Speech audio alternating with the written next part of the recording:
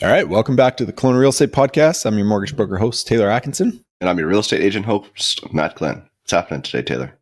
Bank of Canada announcement came out July 30th. Yes. Pretty boring, as predicted. Yeah.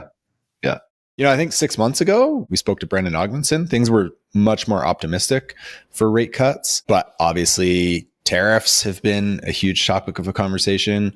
When those tariffs come in, we see inflation, core inflation, that obviously has to put Bank of Canada on pause. So that trade uncertainty, and then just like our economy in general, like we have some pretty weak growth signals. Yeah. So where we're at with that, in September, there's now a 13% chance for a 25 basis point cut. And then in October, there's a 24% chance of the same cut. And then moving on from that, like by the end of the year, there's a 50% chance. It's not like it's adding up collectively. It's just 0.25%. It's going to likely happen closer to the end of the year. Yeah. So we'll likely get a 0.25 cut by the end of the year. Yeah. And I mean, that obviously changes weekly when, information comes out about job growth and inflation. The next tariffs. Yeah, exactly. Yeah. So it's been hard to predict. It's been, evolving. Yeah. I think what I take away from that is, if you take tariffs out of the picture and you take like the media out of that, we as economy still need a little bit of cut. So, it means we are, at the lower part of our rate cycle, but it doesn't mean like we've hit it and we're going back up, right? I'm still optimistic on that. So right before we went on, you said something super interesting about mortgages. Tell us about that. So what I've been doing a lot with clients right now over the last 6 to 12 months, most people are very stressed about the decision, whether they go variable or fixed or a 3-year fixed or a 5-year fixed. Yeah. Right now, everything's pretty balanced. Like most of the rates are neck and neck. So in terms of being qualified, most people have the option to choose whatever they want. But what most people get fixated on is they have to choose one or the other. Yeah. You don't have to. You can blend the two products together. That is I did not know that. That's crazy. Yeah. Specific to just a couple lenders. So if you want, say you have a $500,000 mortgage, you can put $200,000 on a variable, $200,000 on a 5-year fixed, and $100,000 on a 3-year fixed. What? You can do 3 like that? Crazy. Yeah. You can do up to 5. You can really pick and choose what you want. It allows people just to hedge their bets a little bit. If they think there are some rate cuts, they can do that. If they think fixed rates are going to drop, they can put a little more on the variable side and then they can lock that in the future. There's lots of flexibility there. I guess what I preface to clients usually is hey, when people set this up, they have good intentions to then go, I'm going to watch this like a hawk. And as soon as rates drop, I'm going to lock this in and switch that. Yeah. Let's be honest. Most people don't. It's usually like a set it and forget it. But yeah, it's something that I think is not well known about or people just don't talk about. Yeah, I didn't know that. So if you're out there and you're kind of torn between fixed, variable, 5-year fixed, 3-year fixed, whatever, reach out. This is why we have you on the pod. The one and only reason. Yeah. No other reason than that. Yeah, we waited for 3 years to get this out of you. Yeah, exactly. That's great info, honestly, Taylor. Yeah, people are going to use that. Yeah. So, anyways, we'll keep you updated on this stuff, obviously. But at this point, pretty boring stuff. Not a lot's changing. We'll just kind of watch inflation and see what happens with tariffs. But yeah, nice. And then, today's show is awesome, man. We've been trying to connect with Al from Middle Housing for 6 months. I went to one of their events in Kelowna and they're doing some really cool stuff. Primarily, I see it as mostly education based for people that want to learn about that's what Infill. He says too, right? Yeah. He's obviously done a ton of developments himself and now he's kind of stepped away from that and is just primarily focusing on educating people and very affordable education courses, you can go to one of their one-day events for $150. And I think most of that is because they're getting subsidized or, being given grants federally or from municipalities to come and help people because this is such an obvious solution. He's helping people with infill housing. tearing down the house, building 3 units or a carriage house or whatever, building more houses. And it seems like they're using Kelowna as a testing ground for a lot of this stuff, which is super cool too. Yeah. Well, I mean, I think everyone knows Kelowna's been very evolved in this space. Yeah. They're really like leading in a municipality. And it doesn't just mean like they're focusing on investors, how to like tear down a single family house and build a fourplex. Like it could be a generational house where you want to bring in a family member and have some rental revenue. Yeah. Like they focus nationally. So I think on the investment front, it's probably a little more lucrative in like Alberta, where the cost of land is a little bit cheaper. Just pencils them a bit better. Yeah, but really cool technology too. Like when we were going over like realtor.ca and how they're meshing that together, and you can just look up active listings and what you can put on those sites, like a fourplex or and then you can pick a design from the fast track program. Yeah. Crazy. Like super, super cool stuff. Yeah. Like 5 years ago, this would have never been something we spoke about. But yeah, they've got some awesome stuff. So sign up for their newsletter, come to some of their events. I think Al said, likely they'll do another event in the fall, but we'll keep it. His one-day course, middle school. This is a very interesting episode. He has a lot of good things to say. Yeah, wicked guy. All right, guys. This episode, like every other episode, is sponsored by Century 21 Assurance Realty, best brokerage in Kelowna and North Okanagan, South Okanagan. All around the interior BC. If you're an agent looking for a switch, or if you're a buyer or seller looking for an agent, give us a call. We'd love to talk to you. Enjoy the episode, guys. All right, Al, so great to have you on the show, man. I met you about 8 months ago at one of your presentations and thought you were doing some great work. So we've been trying to get you on the show for ages now. So appreciate you making time for us. Yeah, no, I really appreciate you guys asking me to come through. This is great. So maybe we can just start like quick high level elevator pitch of yourself and Middle, the company you guys are expanding quite rapidly throughout Canada. So I guess we met at our first annual middle school here in the city of Kelowna. We've now done middle school in 7 different cities. I think we're up to over 1,000 attendees across the country. And historically, like I was a real estate agent. I graduated from the University of Calgary, but I decided to get my real estate license like when I was 18, so right out of high school.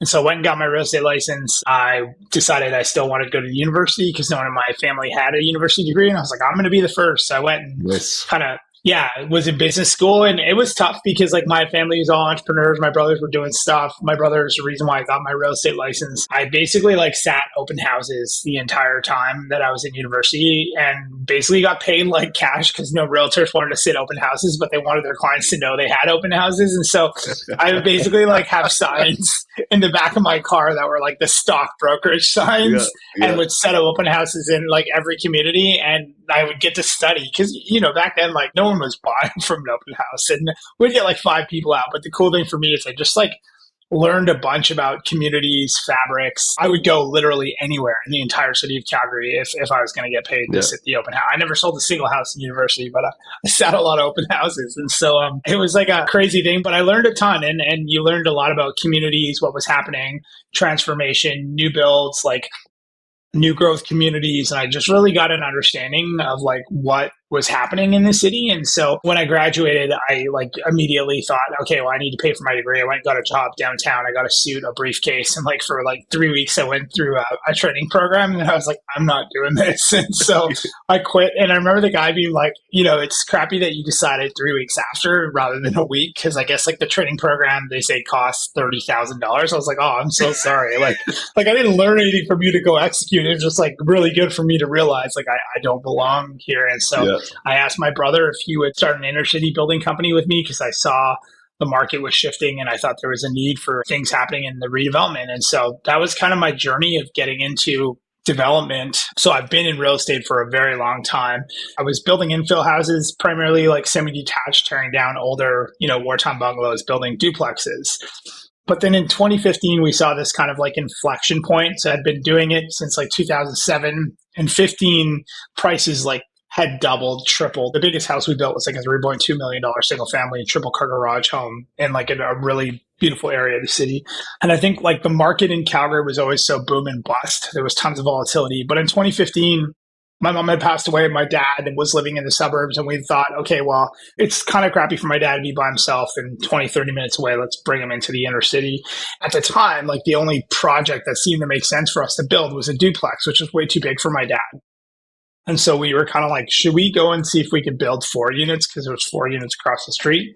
Everyone I talked to was like, can't do that. It doesn't work like that. You could do whatever you want, but you're not going to get approved. And I was like, yeah, but it just doesn't make sense. Like, why can't you build townhomes on a site that right across the street? On all 4 corners, there's townhomes, but like for some reason, this street, you can't build a townhome. Like 3 corners had townhomes. And so hired a guy who was like willing to do it with us. We got rejected. Like the city said no. We went through a process called Calgary Planning Commission. They also said no. And they're like, there's no point for you to go to council. You got 2 out of 3 rejections. You're just going to get a 3rd rejection. And I thought, well, pot committed at this point, might as well go. And we went, and council debated for like 7 hours for us to go from what was allowed to be 2 units to try to get to 4 units. And we ended up losing because a new councilor just got elected, got scared last minute and voted no 8-7. And so that was like a huge inflection point. Like it was crappy that happened, but it also like I got calls from the chief urban planner. I didn't even know there was a role of a chief urban planner at the time. Like I didn't know what urban planning was. They basically pulled me in to be like, so what were you trying to do? I'm like, it's pretty simple. We thought that we could try to do more than 2 units on these lots because you could still build townhomes just like you already allow in certain neighborhoods in certain very remote pockets. The city agreed, created a new zoning district, brought us in on the engagement. We knew it was going to happen. So in 2015, we went out and bought like 30 of these lots, raised the capital fund to go out and basically execute on middle housing now and move our entire infill, what was a side-by-side, program, to saying, let's do 4 units. And so we went on to do like, I think from 2015 until, I don't know, we were like 95% of the city's applications on that zoning code because no one had really caught on that it was working. I think we probably had built 150 units in that kind of row house. And then, 2020 COVID pandemic happens. We had so many of these townhomes for sale. We were competing with each other because there was no other product. So people would go to 2 of our houses in different neighborhoods. And so we just realized that we had like really probably produced too many too fast. But then, there was this big push for rental housing, and MLI Select at the time was called Flex. There was almost like a loophole, like we stumbled into this thing backwards, where when they wrote the row house district, they had permitted you to actually have secondary suites, which no one really understood that it was a market or could work or was a viable option. And so we kind of like had this project. We'd sat on it for 2 years, paying like a mezz lending like loan. We had approved BP, but we just didn't want to put 4 more townhomes of like 650 grand, 700 into a market that wasn't moving. So we held it and like lost money every single month. I'm talking like 5 grand a month in mortgage payments in this thing. Held it for like over 2 years. Okay. And then we were just like, what if we just like scrapped that project and added secondary suites and built this thing as a rental? And then we figured out that if we did a construction loan, we could do a select takeout. And then from that point, again, like another huge inflection point for our development company, because we learned that there was a huge demand for rental at the time because not everyone could get qualified for purchasing. And then, Round Square was a company that we had built this whole time, has really transitioned into this purpose-built rental model. We have, 160 active units that we're building in the townhome space. But I would say the thing about the townhome stuff is like when you start to pioneer and do things really well, you get pulled into so many different directions. And so we went on to do like a 220 unit heritage restoration, 7-story building in Winnipeg. We did a medical center in Calgary. We've done a rooftop garden building with like 20 units. And so we went on and did a bunch of things all the way from commercial to mixed use heritage restoration, 7-story, 6-story buildings. And I would say all of that to realize like, the thing that we were doing, that we were pioneering on, that we recognized was this kind of gentle density. Like there's REITs and pension funds and really well-capitalized folks that do, 6-story, 7-story, 12, 15 really well. We learned real quick, you have to have a lot of money. You have to compete at a high level. There's really no room for errors because the budgets are so massive. The complexities are extensive. It's not as easy as everyone thinks. And so we went back and, I think just after the pandemic, basically said, we're not going to do any more kind of underground parkade structures, high rise, mid rise. We're going to double down on middle housing. And so we launched another fund, and Round Square was actively doing 160 units. And at that time, still very involved in the city and very involved in advocacy and moving things along. But the city of Calgary had voted to make it as of right. And so, when that happened, everything changed. And just for I think there was 3,000 applications for this housing forum, within a given year. So you could see the uptake was massive. And so it was great. Another inflection point for myself was my brother doesn't really need me in the development company proper anymore, because it's really a system. It's a process. Land use is in place. There's not a lot of change and pioneering and things happening. And I met my partner, Darlene, who I'd worked with before. She was a planning consultant, an urban planner. She was the vice president of Basecamp Developments, had tons of experience in development. And I just said, Dar, I think there's this missing ecosystem that exists of people understanding what the opportunity is in middle housing. And we basically just asked ourselves the question of what would it actually require to scale this across Canada? It's difficult for any one company to scale, which is also why it's really awesome, because, a pension fund, a REIT, a large development company, it's hard for them to go out and acquire, 50 homeowners' homes and then assemble building teams that want to build at these small scales. There hits this point where if you start to produce too many units, you lose the ability to actually do this housing form well, which makes it really beautiful, because it's kind of like craft beer, right? As soon as you go into distribution, you change it. But when you're a local tap room servicing a market, you can do really well. As soon as you go into distribution, it changes. And that's the thing about middle housing is what was successful was a bunch of us small folks in community that were doing really well. The challenge is there was no playbook. There was no understanding of how to do it. And the biggest thing that we realized was that the person that is most equipped to do middle housing really well is the homeowner, because they have the land at a land basis that none of us could acquire it for. And so we kind of just tried to re-engineer the system to say, what if we put them at the center of the solution? And so much of the work we do at Middle is working with municipalities, working with government, working with homeowners to not only build the foundational information education, but to unite the ecosystem and figure out how to get homeowners to be a part of the solution. And folks will always be Al, you're never going to get everybody to redevelop their home. And it's well, that's really not the point. The point is to make sure they understand what the potential and opportunities are, but also the ecosystem and folks around them in the industry have the ability to support that homeowner or embark on doing that as well. And so that's the journey we've been on. And it's been cool, man. We've been embraced by so many different groups, I would say, across the country, not only cities, building groups, ULI, just different groups who've been really strongly supportive of the work that we're doing and trying to achieve. And so we see ourselves as capacity builders. We're working on, innovative policy. Here in Kelowna, we helped launch the first version of the fast track. They're launching phase 2, which gets you a building permit within, 10 business days. We use GIS mapping technology to identify which one of those sites basically met the requirements for those pre-approved plans. And so again, reducing the barriers, providing consistency around cost, architecture, who can build it for what can I build on my house? So just really trying to simplify those things. And I know the GIS tool, for us, is really cool because you now type in an address and it'll tell you whether or not you could develop on your home and what you could develop. So what used to take us waiting for an architect to do a site plan test, pulling the address, trying to check the zoning constraints, we've now reduced that friction to it takes a minute to identify at a high level whether or not that place makes sense. We're launching a realtor integration now too. So with realtor.ca, type in the address and it'll tell you whether or not that site is actively listed. But we've also done a scrape so you can look at a city and say, okay, these are all the active listings that meet the requirement for a middle housing project. And so, whoa, that's kind of cool. Yeah, it's a lot. Sorry, I know I just ranted there, but to give everyone a bit of level sets of all the different things we're working on. Yeah, that's awesome. With that software, is that specifically through your guys's website, or how do people access it? If you go to our website, we have a community, and within that community, there's what's called the Middle GIS tool. We also have a Proforma tool, but the Middle GIS tool is currently beta in Calgary and Kelowna. And so you can type in your address and test it. In Calgary, currently, there is no pre-approved plans, but our goal is working with every municipality to have a site that has a pre-approved plan. And our future state is okay, well, we know these pre-approved plans. We know that the land that they sit on, we understand the risks. What we envision in the future is we have contractors that know how to build these, or modular developers that know how to build them.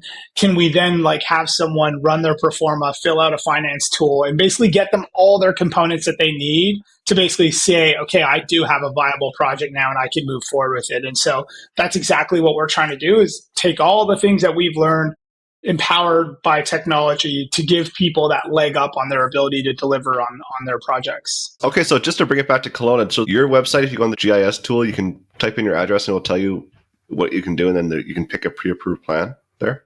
Correct. Yeah, exactly. So currently Kelowna has 3 approved plans. They're launching another number of them. And so the idea is like we would have all the pre-approved plans listed. We haven't quite gotten to the point where we started to put all of the contractors and architects on the website, but that's the future state. We're still early days with the tool. And honestly, we're taking a bunch of feedback and getting people to kind of tell us what works, what doesn't. And again, so, Taylor and I met at middle school. That was a full day. We actually are launching a program. It's called Middle U. It's in partnership with the University of Calgary. It's going to be all online. And the idea is how do we actually get people through scenario modeling, through the emotional roller coasters of building, a place? And so that is a certified course through the University of Calgary. And our hope is that we bring people through a certificate of middle housing that they've taken this course. They have strong fundamentals. It's 100 hours of instructional delivery. And then we tie that in the future to hopefully a funding mechanism and a tool that can help you actually deliver on your project. And so,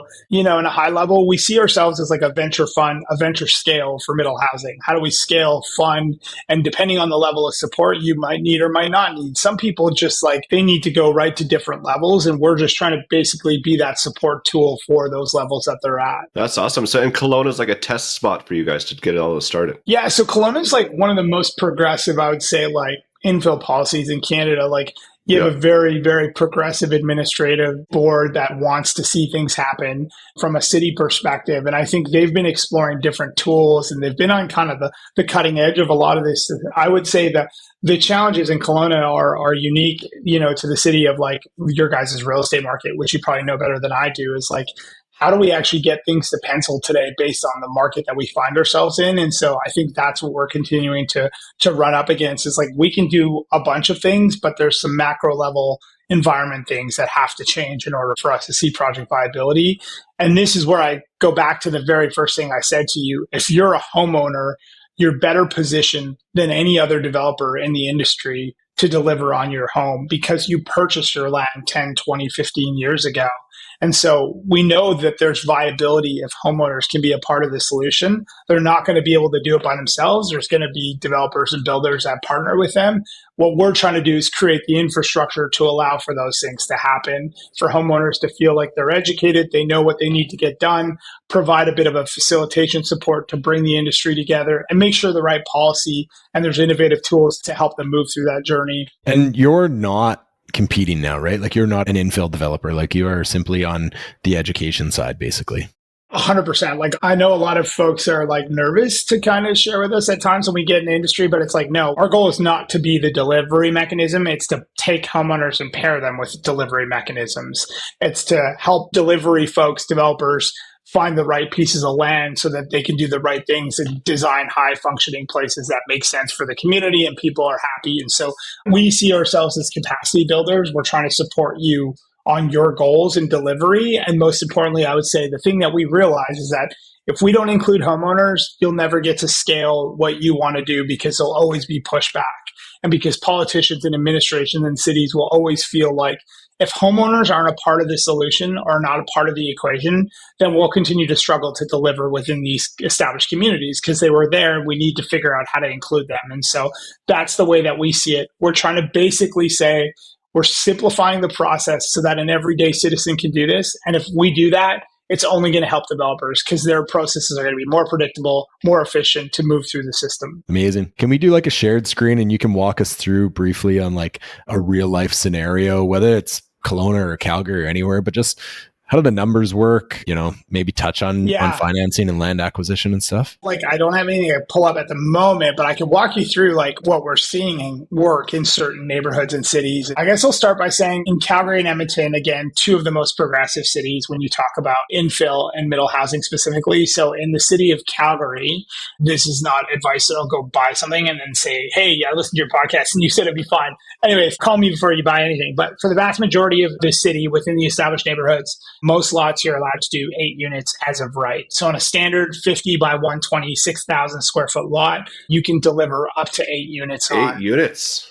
Yeah. So 4 primary units and 4 secondary suites. And so the most common forms that you would see getting delivered would be a 4x4. So you'd have on a corner lot, 4 row houses with 4 secondary suites. And then on a mid-block lot, you'd kind of have this cottage court of a duplex in the front, a duplex in the back, and both duplexes would have secondary suites.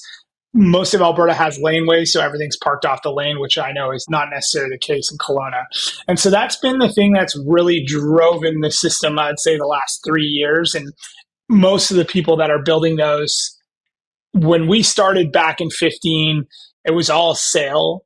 There was a transition after the pandemic where a lot of this went rental. And the reason why it went rental is because a lot of folks were using the CMHC MLI Select program, which I'm sure it's the hottest thing on the market now because everyone says, you could own this place for 5% down. And I think it's just like a hot tagline. I would say it's not that easy. We tell everyone that. And if you have 5% down and you're trying to do a $3 million project, you can't do it. You don't just need 150 grand. It's significantly more complex and nuanced, and it's only gotten more difficult to deliver. And so I would say we're starting to see the pendulum maybe shift back to where folks are now considering to do more sale, not just rental. Have you had any pushback from neighbors about like 8 units on their formerly one house lot? 100%. Like this is the thing that Edmonton and Calgary and every city across North America is facing is like, we were traditionally single family homes and now we're putting in, 8 units as of right. And so it definitely has been controversial. There's like a fine balance. So we've seen really great examples where 8 units kind of seamlessly integrate into these communities. You have to realize like people think the context of these communities are wartime bungalows, but they're not because they've always been evolving. So there's semi-detached homes. There's like huge single family homes that are 3 stories that look like they could be 8 units. And so we've seen some really interesting like contexts where they fit and they fit in a way that has made sense. I would just say to you that like the reason why middle like has really taken this solution that we have to be homeowner centric is because we understand that like there's homeowners in community that feel like this is happening to them, not for them or with them. And we like as a developer, I realized that was the case because it's not like I was sitting here overly concerned about what was happening in their community because you have a million other things that you're concerned about. Like, are you going to be able to build on cost, on time, on budget? What is the cost implications if you don't or you miss? And so I would just say like all of those things are really, really critical. And it's not as simple as just saying like, oh, we're just concerned about the community engagement piece. So yeah, it is no question a challenge. And this is like a really good example for folks who get, really concerned about like, what does this look like? So from the street, this looks like, a duplex next to, a single family home in Infill, but it's actually 6 units because it's got 2 secondary suites and it's got 2 laneways. And so this is 6 units on what was typically a single family home. What size lot is that? Is that like a 120 by? Yeah, 50 foot frontage. Yeah. So 6,000 square feet with a lane loaded kind of backyard. That is one of the pre-approved plans that we're working on right now with the city of Calgary, city of Edmonton to kind of make it so those things could get built as of right. Community concerns are valid in our mind, and there's a lot of things we can do to help mitigate them. And I think one of the biggest challenges we're having is that when examples don't land strong, like when you have examples that are landing poorly in community, it's really challenging. And so how do we figure out a way to create better built forms that land in community? And one of the ways we think we can do that is by working with, the city, the community, and honestly, at times even higher caliber designers of architects who can't make it feasible to work on 150 by 120, but can potentially make it work to work on one that could be replicated in many different communities. I'm going to pull up the GIS tool too, even though it's in beta, just for you guys to take a peek at here as well. So this is the map. This is in Calgary. You type in an address. It'll tell you kind of a bunch of details about the actual, address that you see. And then obviously, you can look at the context of what's around there. And so here's an example of like, you're on a corner site. One of the best use cases on a corner site is what we call a 4x4. So you see the rendering. This is done by an architect group called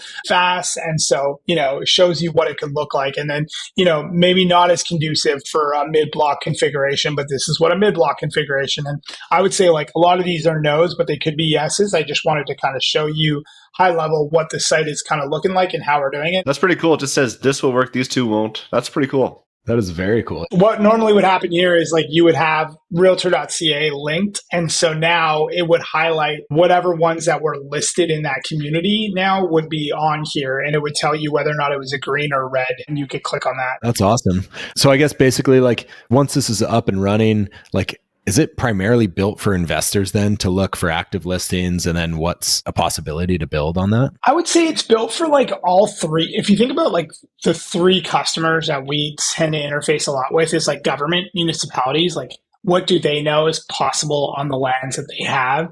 How do they create better systems and processes so that everyone in community knows what's possible? Because one of the challenges we have is like when you have someone that's unsophisticated doing this for the first time, submitting applications and then getting kicked back and delayed, it's problematic for everybody. Cities don't make more money when you have bad applicants, right? Because they pay the same price. It's not like you pay less if you're a shitty applicant and you have to resubmit your plans 14 times and you have to talk to the planner 30 times. Like that's actually cumbersome for the municipalities. And so how do we streamline processes for municipalities and get to better outcomes? The citizen often don't know what they can do, and neither does the realtor, quite frankly, at times, because they're not development experts. So shots fired. Yeah, no, like, I mean, it's not a bad thing, but it's a good thing. It's like, how do we get the realtor? We see realtors coming to all of our programming, and I love like having conversations because they recognize that not only is this important for them to understand their markets, it's important for their clients. So we've had realtors now that send their clients to us before they decide whether or not they want to sell, buy, develop, because I think the thing that I love most about realtors now is like a lot of them are not short-sighted. They're not just looking for a one-time commission. They recognize like that referral, that word of mouth, that maybe this guy will go on to buy 3 or this woman will go on to buy 2 or 4, or they'll become a developer and I'll be the person that sells those products or helps them buy them. So they have this like desire to learn more. And I think like that is the gap that we're filling is like, I didn't know where we would have went back in the day when we did this. We just learned by mistakes. And I think we have so much information and we have a process. And now we're leveraging technology to make it easier for more people to understand what the opportunities are. Specific to Kelowna, I mean, obviously I feel this works better in Alberta, and you can correct me if I'm wrong, but Kelowna land prices are pretty expensive, right? So if someone wants to go and buy a $800,000-$900,000 house to tear it down and do infill, do the numbers still work here as an investment, or is this primarily like, hey, I'm a current homeowner, I've owned this house for 10 years, however, I want to make it more of like a generational living, you know, I want to bring my parents in or somewhere for my kids to live on a separate dwelling plus some rental income? Like, are you seeing more opportunity on homeowners wanting to build 4 units to have a little bit of revenue income and provide housing for family as well? Or like, where does this fit best Kelowna specific? Yeah, you know what's funny is like, so 2 things. I would say like Kelowna's in like a bit of a real estate. It feels like a bit of a lull here, like in terms of sales and volumes and historically compared to where you typically have been. I think there's some lows that have been, but then it seems to kind of swing. Like you kind of have these years or months that come by and it's high again. And so I think no question, the homeowner centric model makes a ton of sense. There's viability in it. And how do we bring more homeowners through the process? From an investor standpoint, on the purpose-built rental side, it's tough, right? Because you're right. The land prices are $1 million. You're trying to build 6 units, and then there's an affordability requirement that 2 of those 6 have to be at the 30% of the median if you're going to go after the rental model with CMHC. Yeah. There are use cases right now, though, where we've seen people make the numbers make sense and work through it. So, like, there's a part of the folks that are active right now that are delivering these. What I would say is, like, the city is actively working on reducing some of the barriers and costs, whether it be DCC fees, offsite improvements, Fortis improvements, and also like funding potential models that exist that make this more viable. I also think like the sale numbers can make sense in Kelowna, like maybe not so much a rental market, but this idea of like, okay, if I was to build these units and sell them, how would they perform? I think there's probably more use cases for sale than there is rental. And I think rental can work, but your expectations would have to be tempered. We tell everyone this, CMHC, like everyone thinks they're going to get rich quick. It's not like that. It's a 50-year amortization with a 10-year requirement on the affordable piece. And so if you're doing this to make a ton of money in a short amount of time, it's not the tool for you. What I think is interesting about Kelowna is the type of product typology that's missing. So this idea of 3-bedroom family oriented home, I think there's a lot of room for. I think if you're building, stuff that's going to compete with a fairly robust condo market, rental market in the apartment side, it's going to be tough. And so there's room for sure, but it's got to be in the housing diversity and options that you're building. So you mentioned earlier about modular. So is modular a solution for some of this? Yeah. So a few of the pre-approved plans that were designed were actually modular ready. And so they were fully designed so that you could deliver modularly.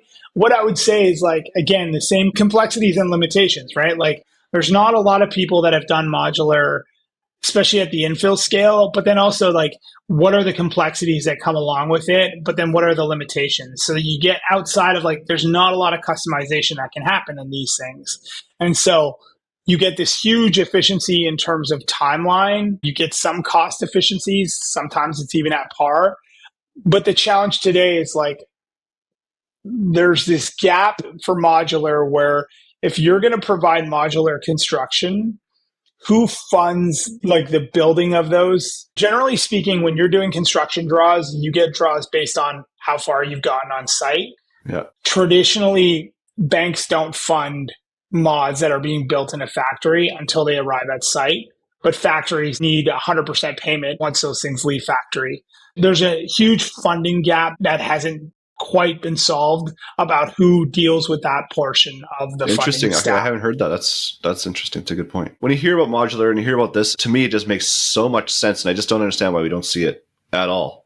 I guess that answers a bit why. Modular factories are good at producing modular homes. They're not necessarily good at the last mile logistics of on-site construction, delivery, and placement. And so if you're a modular factory and you're staying in your own lane and you can produce these homes, someone's got to deal with the transportation, trucking, and logistics, and then someone else has to deal with the on-sites. And so if you go to a general GC and say, a general contractor, I need you to do all my service hookups, landscaping, foundations, but that's it. You're taking away like 70% of their scope. Why would a GC want to only do that part of the scope and not the rest? And so what we're finding is like there isn't enough people who are just experts in delivery of modular because it's never really caught on at scale. And so part of what I think we need to see is a bit of an upscaling of what that last mile logistics looks like. Opportunity. Yeah. Anyone listening? Yeah. It's funny. We did have Ryan Smith on from City of Kelowna a few episodes ago. And we were kind of speaking about some of this as well, but to stay on like the funding point that there's that bit of a gap there. It's similar to, if a homeowner owns their home, but they can't qualify for like the equity takeout to start this process. It seems like you guys are way ahead of the curve on everything else and kind of you're working with the government as well. Do you see anything coming down the pipeline that would help facilitate, like a homeowner has their property, they have a bunch of equity, but they have no income, so they can't conventionally qualify for a mortgage. Are there any programs that are coming down the pipe to help them do some of these infill projects? Like if that's the barrier for them right now? I think there's been a lot of conversation around this idea of being cash poor, but house rich, right? Like if you think about our boomers are historically the one who bought in these neighborhoods. There is a ton of people like that. Yes. Yeah. And so we've done a lot of like networking exercises. We've done like surveys and intakes to understand what is that capital stack barrier that we need to get them to a project. And then even once you get them to the project, what is the approval requirements to actually proceed forward with the development? I think there's a model there, no question. I think the question is how do you shore up the risk, right? Because there's an equity stack risk that needs to be shored up for whoever funds that initial equity stack. But also like, this is a thing that I think is going to take time and it's not going to happen overnight. A homeowner who lives in the community, for them to like think that a boomer is going to become a developer, it's a hard thing, right? Like you're going to go out and take on a $3 million construction project when you've never done any of this before and you got to go live somewhere for, let's call it 12 months. And you're retired. Yeah. So what I would say to you is like that person is showing up with us in small amounts, but when they do show up, it's generally with their kids. Yeah. Like their kids are young professionals who need homes, who are renting and who are like understanding that this is an opportunity for them now. Yeah. And so you kind of need that community. Like it takes a village. And I would say the financing piece is one part, But then the actual cultural risk aversion piece is just a whole nother layer that we're trying to unpack. And so part of it is like they don't know what they don't know. And so if we don't have a foundation of education or information or understanding the process, if we don't have good examples of people who have moved through the system that could be those early adopters who have successfully done it, none of this matters. And so I would say those first few in community are going to be absolutely critical, not only to do well for those people who embark on this, but to land well. And the people that can do it right now are the developers, right? Are the realtors, are the investors, are the folks who are savvy. And what we need to do a better job at is, I think, making sure those projects are landing well in community so that we can work with homeowners eventually in communities and citizens and cities to actually allow for this to happen at a more robust, scalable way. Yeah, totally. And I guess if someone is interested, what does it look like to work with you guys? Like, what's the cost? I know you're talking about like, the 100-hour course, you put on some of these daily things. I think some of the cost is potentially subsidized by the city, which is great. But yeah, can you walk us through what it looks like if someone wants to work with you? Yeah, so we kind of have a suite of product tools that we built as a way to kind of help folks navigate through the system. So our middle school, depending on the municipality, if we have a partnership or not, anywhere from like 100 to 350, 500 bucks for the full day. And so that you spend a full day, we bring in experts from every field to come in and chat. We have a networking event. Oftentimes we'll have a walking tour depending on the community that we're in. But it's essentially like giving you as much information as we can in kind of a boot camp style one-day event. And then after that, we've launched Middle U, which will launch in the fall. That program is going to be, kind of in that $3,000 range for 100 hours of instructional hours with a certification at the end. Again, there'll be some opportunities we're hoping where that's subsidized and funded depending on where you're coming from or the groups that we get to fund that program. But after that, like let's say you're moving through and you have a real live project and you want to move. We launched 2 programs in earnest as a response to the education. One of them was called our accelerators. So we have over 70 experts from across Canada that have all worked in the middle housing space, developers, accountants, lawyers, quantity surveyors, like just builders, anyone you could think of who have basically said they're willing to donate their time and sit down with people for an hour to learn and give them information and feedback on their project. It's an hourly rate. We pay those folks. That's a program where we're still retooling, but we think is incredibly powerful. So the accelerator is a great way for someone to say, I want to talk to this person about financing because I need to know if I can do this, or I want to talk to this person about building within this specific jurisdiction. That's a tool that we have on our website. The next one that we have is kind of our master's program. And I would say that this one we're refining 2 levels of master. One is like we meet with you once a month. You bring anything you want to go over. We go over that on your project. It's kind of an opportunity for you to have another set of eyes to ask questions because often it's lonely. Like you don't know who has your best interest. You have an architect, you have a builder, but everyone's getting paid to do something and deliver for you. And oftentimes you don't know if that's the best thing. And so that I remember, in my journey, that would happen all the time. Contractor said he could build something. Designer said that it was feasible. And then you get to go do it. And they're like, oh yeah, no, we didn't know that it would be that much. And it's like, it's triple the price that you both told me I could deliver this for. And so we try to add as like another set of eyes. Oftentimes on larger projects, like folks will hire what's called like an owner's rep. And that's like for folks to have someone on the ground on large projects to basically represent their interests. We're trying to do this in a little bit of an augmented way on smaller scale projects to bring all the expertise. And so that's kind of like a coaching, a 1-hour session that we do monthly with folks. We've launched another program, which is basically like a tool that we're currently building where it's an augmented development management tool where we build this interface. And the hope of that interface is to basically work with you on a more consistent weekly basis where you're still going to need a builder, probably maybe a developer. You're still going to need all those pieces, but we're building a framework tool that allows you to interface with us, track your developments. We're trying to like outline every single step that needs to be done, almost give you like a digital dashboard where it's going to be as valuable as you make it based on the information that you put in. Again, this is something that we've been contemplating. We have 2 customers right now that are kind of in that more advanced program. We've also funded a few demonstration projects based on what you just talked about, Taylor, this idea if we were to fund that capital stack portion on a few projects, would that unlock a few projects? And so we're funding a first-time homeowner right now who had a capital stack gap to help him get over the finish line. Cool.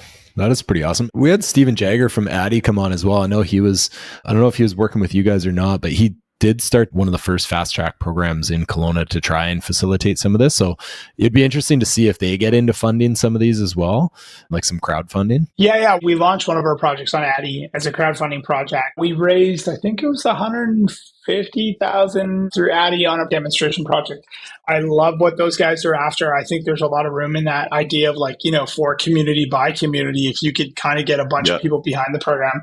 What I would say about Addy is like, it's still so complex and nuanced, and there's so much money that needs to be paid before you even know whether or not you're going to have a successful project. And so for me, it's like, we have to find a better way to move through that system because, we're pretty sophisticated in terms of our development, our understanding of legal contracts, what's required. And I would say like, if we have a tough time navigating that process, you can imagine a citizen's even going to have a tougher time. And I would say, let alone the complexity, even if you get through the complexities in navigating that process, why would you ever fund someone who's never done this before? Like in a market right now where people are fairly nervous about what's happening, like you want me to fund John, who's never built anything ever before in his life, to do his first project. And so that's where I think we can play a huge role, because it's like, no, don't worry, John's not going to be by himself. He's powered by middle. So he'll have, the full resources and power of our team behind him to make sure he actually gets through the project. Yeah. What was interesting to me when we first started speaking was like, like middle housing, you're focused on infill. Like that was what I thought, the company was. But, after the presentation and speaking to you afterwards, finding out that, you guys were supported financially by federal grants is how you're making it so affordable and accessible to people. To me, it's not like, oh, you guys have built a company to help with middle housing. It's you built a company to help with that middle education, middle consulting piece, right? Like it's a huge endeavor, and it's like pretty scary for people to like go in and tear down a house and try and build a fourplex. But if you're able to like consult on a like small fee because the government is encouraging you guys and supporting you guys to help with that, it's like, go with the flow, right? Go with the government policy of, if this is what they're supporting, it's obviously what they want. So, after speaking with you for a while, I was like, it's not an expensive bill because the government wants to facilitate this, right? So yeah, I appreciate what you guys are doing in that space. Yeah, no. And I mean, like, I'm an entrepreneur and I understand we're not a non-for-profit and we're building, different tools that we're able to be profitable on. But I think none of it matters. Like when you think about the funnel, it's not going to matter if people don't feel like they have the foundations of education and understanding of what it takes to move through it. So we could build every suite of tool. We could build a fund. We could be a development manager. You could do a bunch of different things, but none of that matters if people just don't know what they don't know. And so I think like, when we went to the government when we worked with the Housing Supply Challenge was, they wanted to see actual movement and housing starts. And we said, that's really tough to do if we don't understand what the knowledge policy barrier gaps are. And so we kind of identified what we thought those gaps were and started to provide solutions for those gaps. And so, like I said, we think we're finding the right ingredients. It's unique depending on the municipality and the framework in which you're working with. Like we're working with Regina and Saskatoon, and we've had conversations with even smaller municipalities, Airdrie, Red Deer, Lethbridge, like very, very small places that are also very keen to figure out what it can look like for them to get more of this housing form built. So I would just say, Taylor, like we've landed on the fact that there's consensus that this housing form matters. It can be incredibly beneficial to communities and cities all across the country. How do we prepare them with the right tool sets, education and foundation to deliver on those things? And, like we were lucky enough to be a part of the Housing Supply Challenges, which we're talking about with the federal government, where, we are one of 4 finalists across the country. There was 260 applications, and we advanced as a finalist through the year in a competition, which made a huge difference and kind of gave us that boost to be able to keep going. But the cool part about it is we're seeing people come out the other end now, right? Like that are developing, that are on their journey, that are doing it. And I think the other thing about us that's been really interesting is like whatever you need in order to actually deliver is what we want to give you. I know there's people on our community page that like are lurking, that are active members that are watching, and I'll see them 2 months down the road and they'll say, man, I'm so glad that guy posted that message because I had no idea that they were doing that. And I basically went back to my project and refined it and changed this. And it's like perfect. Like that's exactly what we want to do is we want to be a resource for where you are at your journey and make sure if that's interfacing with us on our socials, on our digitals, coming to the courses, coming to the networking programs that we're throwing, that's what we're trying to do. Yeah, maybe we'll finish off with that. With the last question is, when's the next event in Kelowna? Yeah, so we don't have a date yet booked for the Kelowna region at the moment. I would say like we're working on with the city right now on the second phase. I guess it would be like the third phase of their fast track. So I think as that the new plans launch and give a bit of diversity, because I know there was some feedback on the first set of plans that launched. Yeah. I think we'll see more interest, but we have plans to host middle school through the fall. And then also in the fall, the launch of Middle U, which would be open to folks all across Canada, as I said, because it'd be done mostly online. A great opportunity for folks to kind of get in and learn the foundations and then also run through some use case modeling. Awesome. All right. Well, we'll see you in the fall then, definitely. Thank you so much for coming on and sharing everything. Oh, that was awesome. Yeah, you're doing some crazy things. Yeah, really appreciate you guys having me on. Your vision board must just look insane. It is. And I think like it's funny because we talk about that all the time. Like most entrepreneurs don't die from starvation. They die from like, indigestion. And so we're just like trying to be mindful and stay focused on our niche and what we do well. And I think a bit of it is like, what is the thing that we think is going to make the most meaningful difference? And that's what we're after. So whatever you're after, keep it up. Doing the right things, dude. Thanks, man.